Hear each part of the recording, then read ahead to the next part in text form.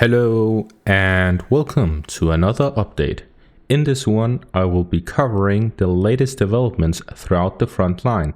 Starting out in the Urushine area, where here the Ukrainian forces continue their attempts at completely capturing the village. The southern parts are what is left of the village, and the Ukrainians attempt to clear the final houses. So far, there's been no reports of Ukraine holding the whole village. The latest reports we have on this part of the front is this video here, which showcases Russian forces launching artillery strikes and FAB 500 bombs on Ukrainian positions within the village. And we see from this that the Ukrainians are indeed coming closer and further south, but they have so far been unable to completely capture the village. And while they are clearing the final houses, they are under constant fire by the Russian forces. Then we move on to the Robotina area, where here the Ukrainian forces also continue their attempts at capturing the village.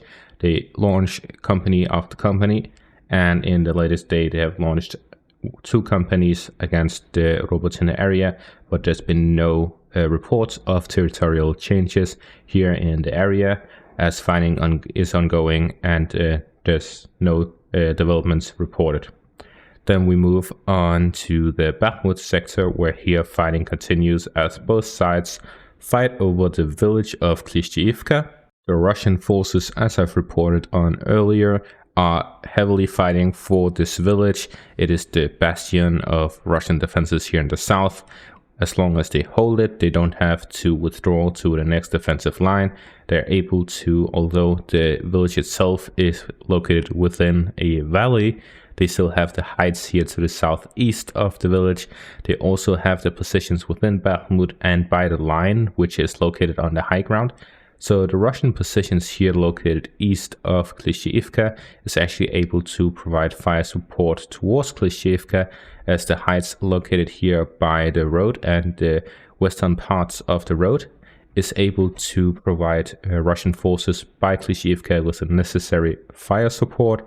And meanwhile, the assault units are located within Klishchiivka and the nearby settlements like Andriivka and Bakhmut. Southern residential area allows them to then launch offensives within the Klishchiivka direction as they attempt to retake every area that the Ukrainians continuously attempt to capture.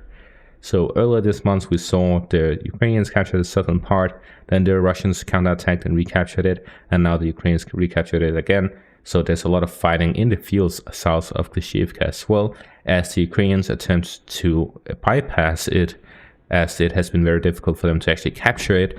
But even there, they are facing difficulties as the Russian forces continuously prepare and send further reinforcements to the area to prevent Ukrainian forces from fully capturing the village.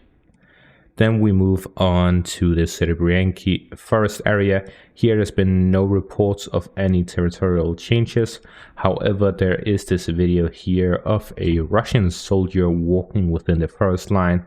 And let's just give it a few seconds of listen.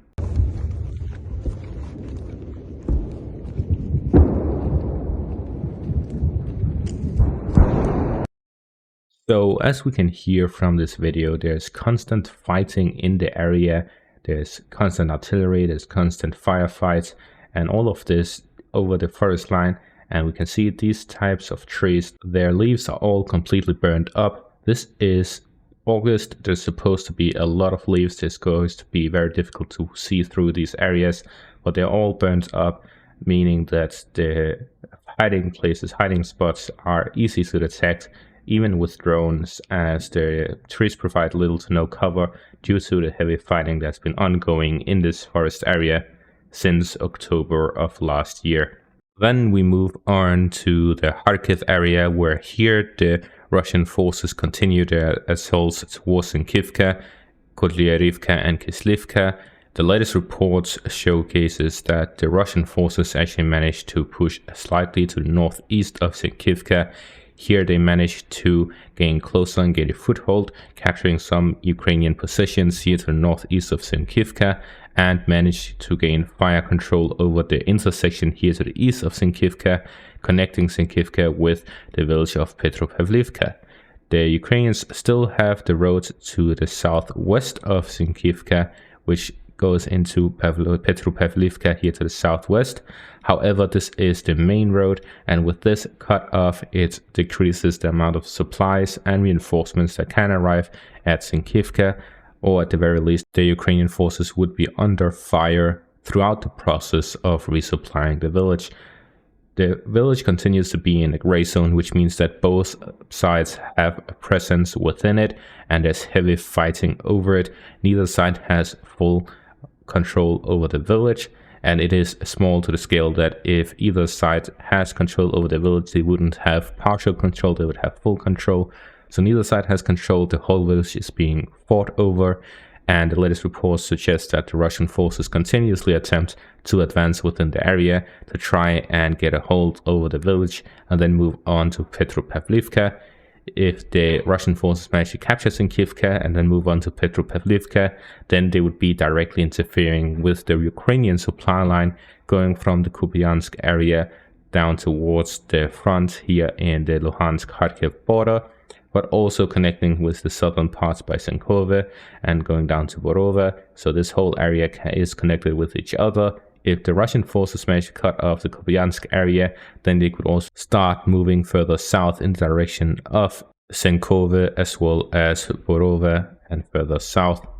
So we first saw the Russian bridgehead across here in the south, then they stopped advancing, the Ukrainians started pushing back and focusing forces here, then they started pushing here in the north, and since then they've essentially stopped fighting here. But it's not that the fighting stopped, but it's reached a stalemate, and the Russian forces do still have a bridgehead across. The river line goes through here by Serhivka to the east of it. The Serebryansky river goes down south from this reservoir here and further south towards Kovalivka and Karmasilivka. So the Russian forces do still have a bridgehead across, which means that they do have the ability to launch further operations here in this area. And with the focus gone to the northern parts, this means that they could restart the southern part or the central part. So to summarize that, we see that the Russian forces are on the offensive in the north, on the defensive in the south, and there's positional battles in the center. The Ukrainian forces are on the offensive in the south, on the defensive on the north, as they try to hold their positions and prevent Russian advances there. The main fighting seems to be around the reaching the first line of defense for the Ukrainian forces in the south, and for the Russian forces in the north is to cut off the supplies through the Uskil river line and try to reach that. So we're seeing some sort of defensive line being the goal for each side. The Uskil river line is the goal for the Russian side. The first defensive line is the goal for the Ukrainian side. And we see constant fighting in both of these areas as the fighting continues. And that is going to be all for today's video. Thank you all for watching and have a great day.